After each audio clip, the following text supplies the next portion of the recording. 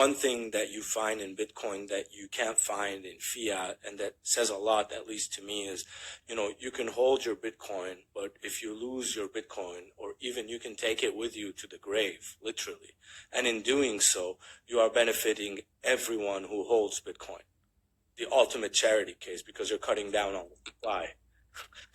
So, I mean, even if you don't have children or etc., you can just take it with you, and then everyone in the world that holds Bitcoin will see, the benefit of that. So that's one thing that I find, inherently good, that you can do something like that. Whereas you can take as many dollars as you want. The next day there's going to be 1 trillion of them that are printed newly and fresh and minted, So that's very interesting thing to me. Of the issue, because I mean, like, I don't want to downplay the role of fiqh because that's like super important, but I mean, you don't need to have like that deep of an analysis to at least know that like the current fiat system is based inherently on riba. Like I think that's a very easy thing to make the case for. And I think in conversations that I've had with certain scholars, I was recently at a conference in Baltimore at the ICNA conference, or the Islamic Circle of North America. I think is what that stands for.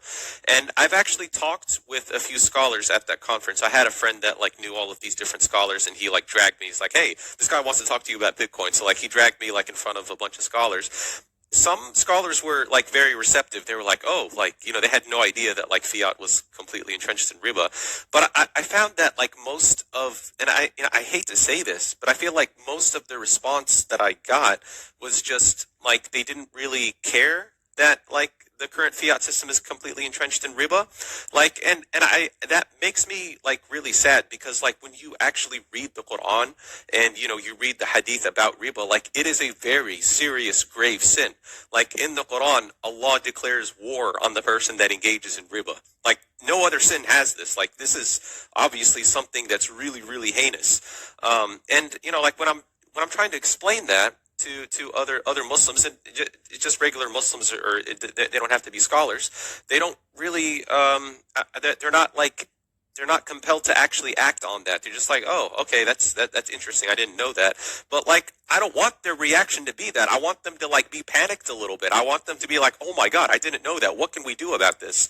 So, but alhamdulillah, like, so when we were at the ICNA conference, me and our friend Subhan, we gave this talk, and I titled it Bitcoin, the Anti-Riba Monetary Protocol. I gave it a fancy title. And mashallah, like, dude, we had like over 100 people show up to the room, and the room only had like a 70, 80 people capacity.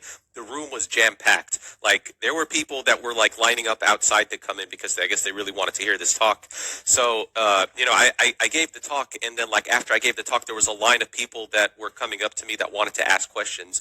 And the main question that I got was, Abdullah, how do I buy Bitcoin?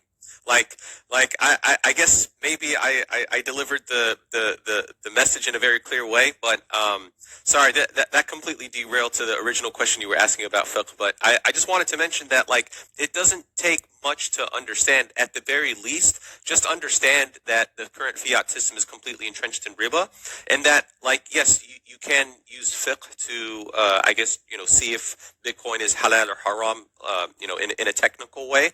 But at the end of the day, we're really only left with two alternatives. We either go back to a gold standard, or we use this Bitcoin thing, because like clearly, this Islamic finance, Islamic banking circus that we've been trying to make work on a fiat standard is clearly not working. I mean, there are ways to make it work, but at the end of the day, it's just not something that's viable to do. So the only thing we could do is either go back to a gold standard or use Bitcoin.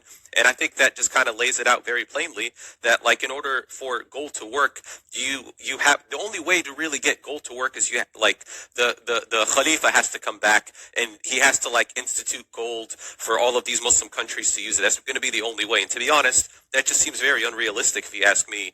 And compared to Bitcoin, that Bitcoin just seems like it just seems like the very common sense approach to solving the $300 and something trillion riba problem that we have going on in today's world.